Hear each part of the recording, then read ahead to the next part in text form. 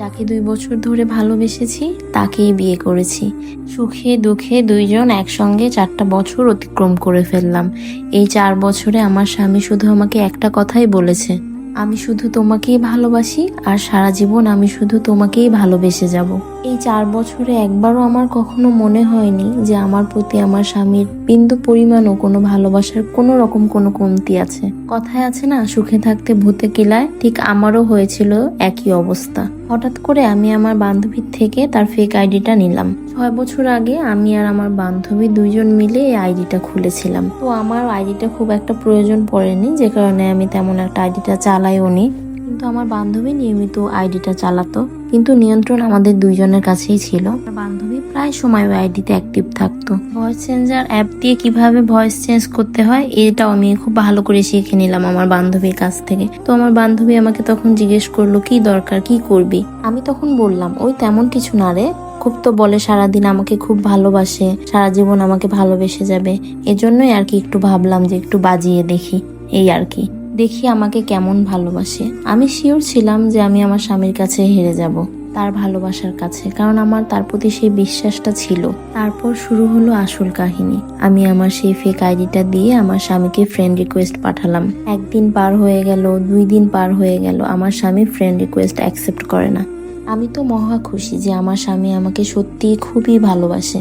2 দিন পরে এসে আমার স্বামী আমাকে জিজ্ঞেস করছে, তোমার ইতি নামের কোনো ফ্রেন্ড আছে?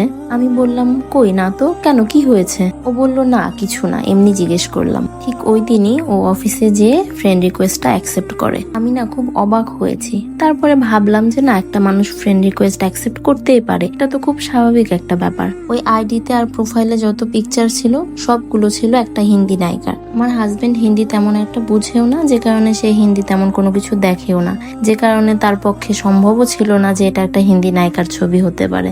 আর আমার ফ্রেন্ড এই আইডিতে এতটাই অ্যাক্টিভ ছিল যে কারোর পক্ষে দেখে সম্ভব ছিল না বোঝার যে এটা একটা ফেক আইডি। সেই ফেক আইডি দিয়ে আমি ইতি সেজে আমার স্বামীর সঙ্গে কথা বলা শুরু করলাম। ইতি সেজে আমি আমার স্বামীর সঙ্গে যত বেশি কথা বলছিলাম, আমি না ততই বেশি অবাক হচ্ছিলাম।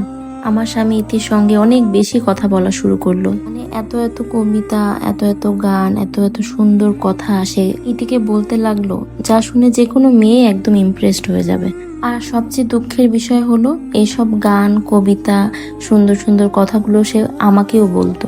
আসলে আমার স্বামীর বলা কথাগুলো সবই এক, কিন্তু শুধু মানুষ দুইটা ভিন্ন। আমি সবসময় চেষ্টা করতাম আমার স্বামী যখন বাসায় আসবে তখন নিজেকে অনেক স্বাভাবিক রাখার, কিন্তু আমি কেন যেন পারতাম না। আমার স্বামী বাসায় আসার আগে সারাদিন ইতির সঙ্গে যত কথা বলতো সেই সব কনভারসেশনগুলো সে ডিলিট করে তারপরে বাসায় ঢুকতো, এবং ইতিকে বলে দিত যে সে যেন বাসায় আসার পর তাকে কোনো রকম SMS বা কল যেন না করা হয়, কারণ সে তার বড় ভাইয়ের সঙ্গে একই বাসায় থাকে। আর তার বড় ভাই যদি জানতে পারে যে সে কোনো মেয়ের সঙ্গে কথা বলে, তাহলে তার বড় ভাই নাকি অনেক কষ্ট পাবেন। আমি আমার স্বামীর এই কথাটা শুনে এতটাই কষ্ট পেলাম যে সে তার নিজের স্ত্রীকে তার বড় ভাই বানিয়ে দিয়েছে। কি একটা অবস্থা! আমি এসব আর মেনে নিতে পারছিলাম না। নিজে নিজে অনেক কিছু ভাবতাম আর নিজে নিজেই আবার কষ্ট পেতাম। নিজেকে আবার নিজেই সান্ত্বনা দিতাম যে আমার স্বামী তো অন্য কোনো মেয়ের সঙ্গে কথা বলছে না, আমার স্বামী তো আমার সঙ্গেই কথা বলছে। কিন্তু পরক্ষণে আবার এটা ভাবতাম যে আমার স্বামী তো জানে না যে এটা ফেক আইডি দিয়ে আমি তার সঙ্গে কথা বলছি, সে তো অন্য মেয়ে জেনে আমার সঙ্গে কথা বলছে।